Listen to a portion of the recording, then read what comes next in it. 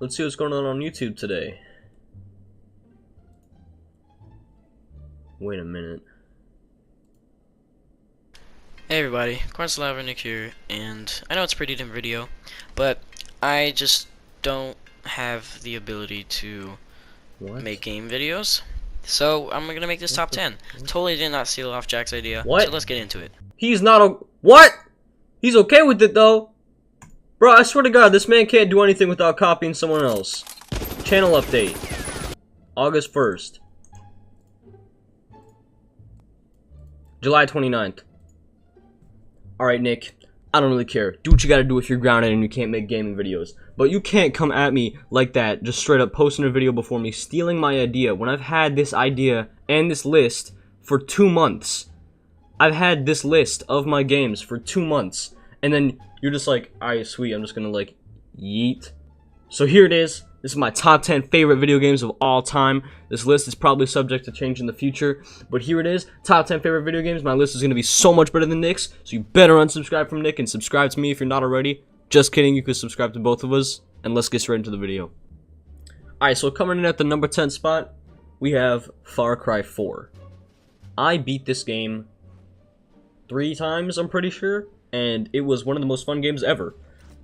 A pretty reoccurring theme that you'll see in most of these games is that they're all pretty open world and pretty expansive games, which means that they are replayable. They have a lot of replayability, they don't really get boring until you've done everything, and there's a lot to do in these games. So that's probably why Far Cry 4 is at the number 10 spot. At the number 9 spot, we have Titanfall 2.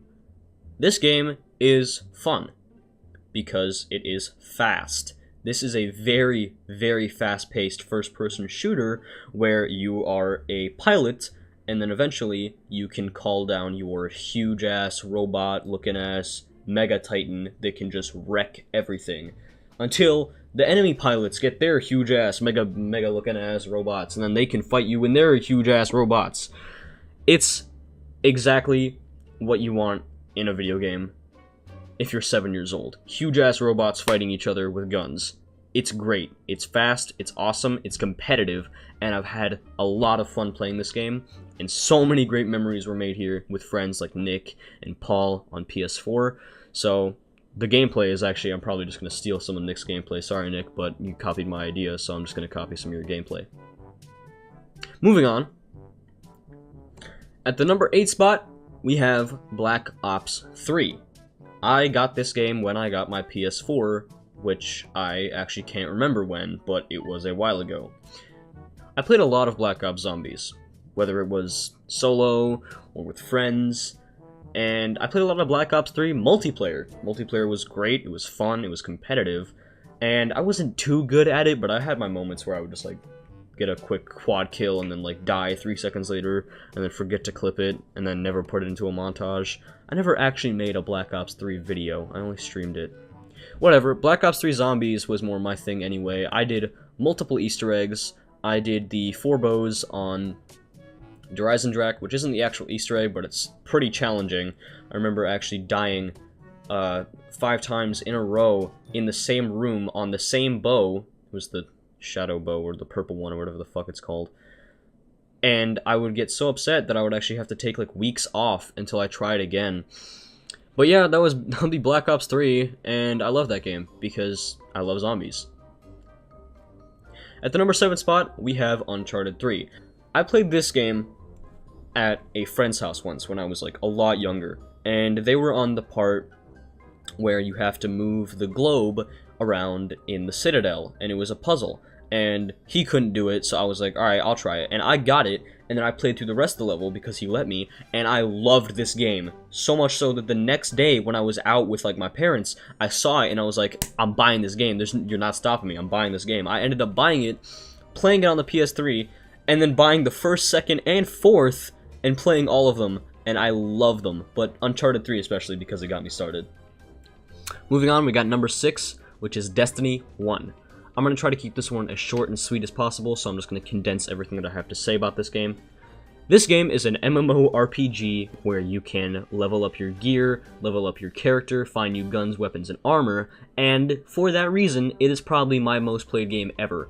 I have so much time on this game, I actually don't know how to check my hours, so I can't tell you guys, but I know I have a lot of time. I've been playing this game since I was, I don't know, 10. I played this on the Xbox originally, and then eventually moved over to PS4, and then eventually moved over to PC, where I can't play Destiny 1, but really wish that they would remaster it. So here's a little look at my PS4 Destiny item manager. This is everything that I accumulated on PS4. So that's just a little look into the time I spent on this game. Moving on. At the number 5 spot, we got Wipeout HD, a game that probably no one here has heard of. It has a crazy good soundtrack that got me into the style of music I like, and it's basically just like a racing game, but in a future setting, and I love it.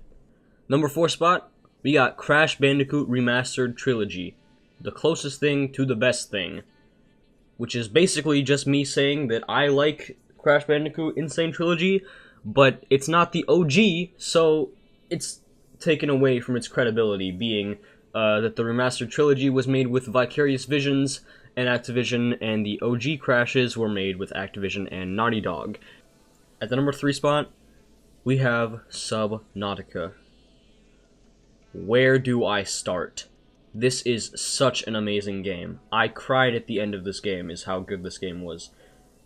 The game is basically about how you are in mid-space travel when you are shot down near the planet 4546b, I'm pretty sure it's called, which is completely covered in water. It is an ocean planet. And everyone on your spacecraft, Aurora, is dead except for you. And you have to survive and eventually escape 4546b somehow. The planet is literally an ocean. It is terrifying because it's kind of real, right? Like, humans haven't discovered everything that lurks beneath our own oceans.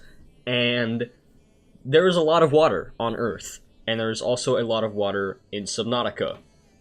When there are sea creatures and sea monsters, it is so ridiculously terrifying, because at least when you're on land, you can at least put your back against a wall, and you can just like see what's out in front of you. When you're in the open water of Subnautica, it is 360 degrees, and you are just surrounded. The Reaper Leviathan did its job in the beginning of the game of being the main creepy bad guy enemy that would just like steer you clear of the entrance to the Aurora, so that you had like an incentive to get through there, because you're like, oh, why is it guarding that thing? But eventually it kind of dies down, and their only fear factor is just surprising you and their loud ass scream. But it's still terrifying nonetheless. The Ghost Leviathan is probably the scariest because it doesn't get less creepy, it only gets more creepy. Eventually it'll get even larger and more scary. It guarded the entrance to the Life Pod 2, which is basically the entrance to the Lost River. It was terrifying because of rendering issues where you didn't know where it was until it was too late, because it was almost completely transparent. If you're going to play this game, which I highly suggest you do, I suggest that you kill the Reaper Leviathan at the front of the Aurora, and the Ghost Leviathan at the entrance to the Lost River. It'll make everything a lot easier. This game is a bit grindy, but if you can put all of that aside, it is probably one of the best games ever. At the number 2 spot, we have another game that probably no one knows about, and that is Dragon Quest IX: Sentinels of the Starry Skies for the DS. This is like if you took Skyrim, put it into a 2D atmosphere, bit crushed it so it was in 32-bit, and then put it onto a DS. It is probably the most expansive game I've ever seen for DS. There are like 24 discoverable vocations, thousands of skill points to allocate to hundreds of different skill trees, 99 levels per vocation. It's just insane.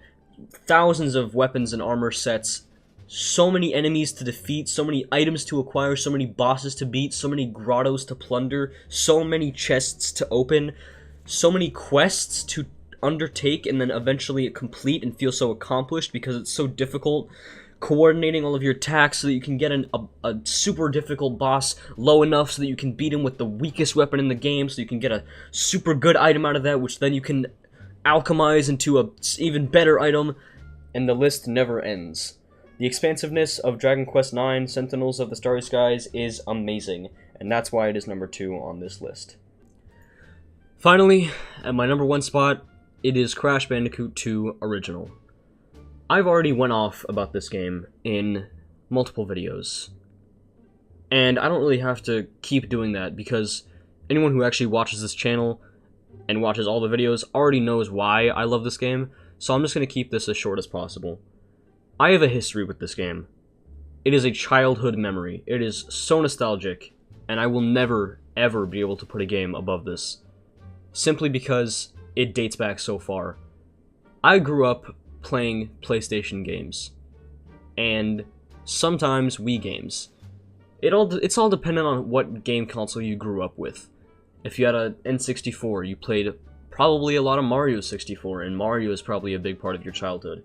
If you had a Sega console, you probably played a lot of Sonic at some point, and Sonic is a part of your childhood. I had a PlayStation 1, and I played a ton of Crash Bandicoot.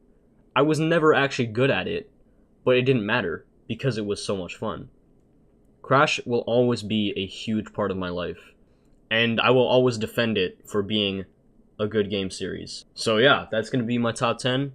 Hope you guys enjoyed. If you did, make sure to drop a like on the video, comment down below what you think I should do next, and subscribe to the channel if you're new because I'm really trying to hit 50, and as always, I will see you guys in the next video.